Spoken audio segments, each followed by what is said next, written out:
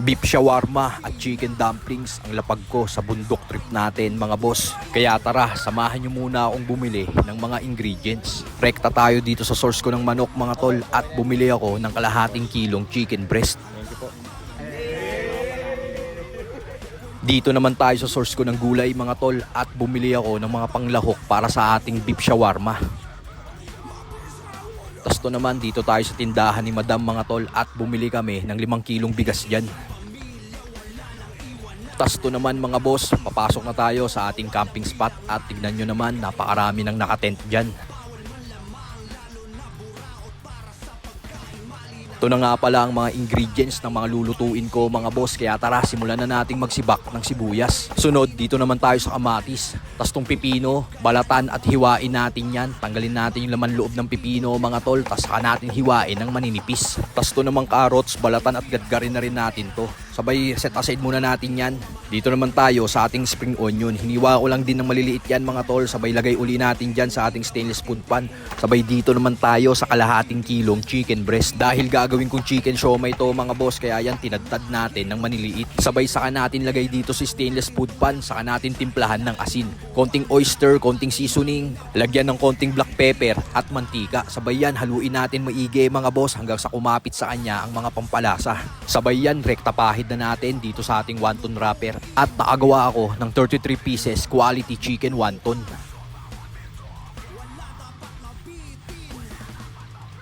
At mga boss, meron akong mabisang portable stove na iaalok sa'yo na for only 800 pesos mapapasayo na to. Napakabisa nito dahil meron tong anti-explosion para di ka masabugan ng portable kalan. Kaya kung magustuhan nyo tong produkto ko, check nyo, nasa yellow basket natin to.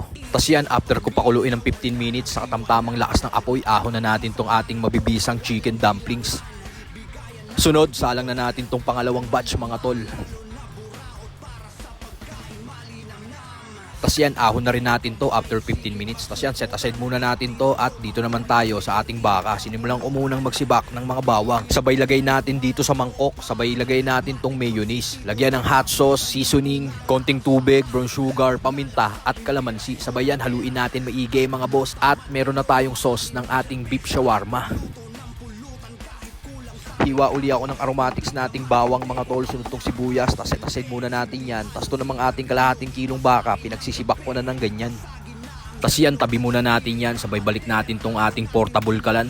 Lagay natin tong stainless pan mga boss, sabay lagyan natin ng mantika. Sabay rekta lagay na rin ng bawang at sibuyas mga boss, gisahin natin ng ganyan, sabay sunod na rin natin tong baka. Haluin lang natin hanggang sa mag-brown siya mga boss, saka natin lagyan ng oyster, honey, asin at paminta. Sabay yan, igisa na lang natin ng maayos mga boss, sabay pinigaan ko yan ng kalamansi.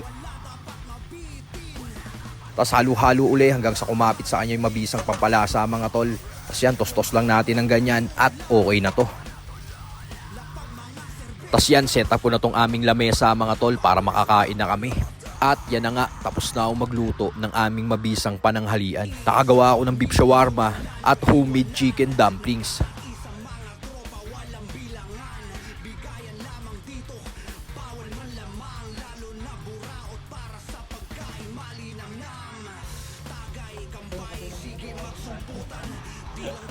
Para dito sa pasta sauce. Para sa contact ba?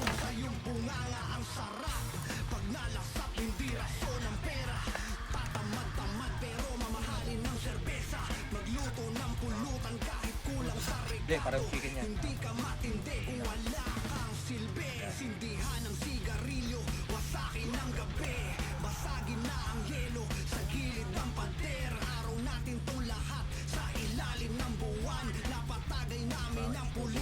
Hindi natin malaman ito.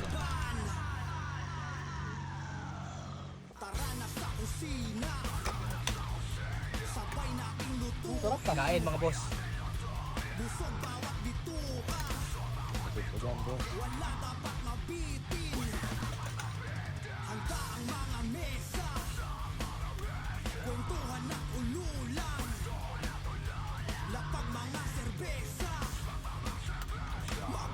Mga boss, ito yung ating tanghalian ngayon. Nakagawa tayo ng beef shawarma tsaka itong ating chicken dumplings. Tara, kain po.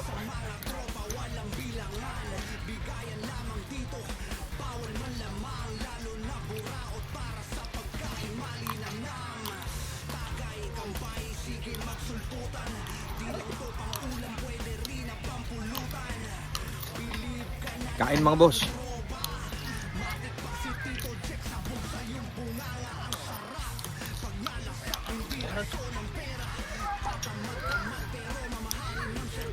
Purong-puro yan mga boss oh.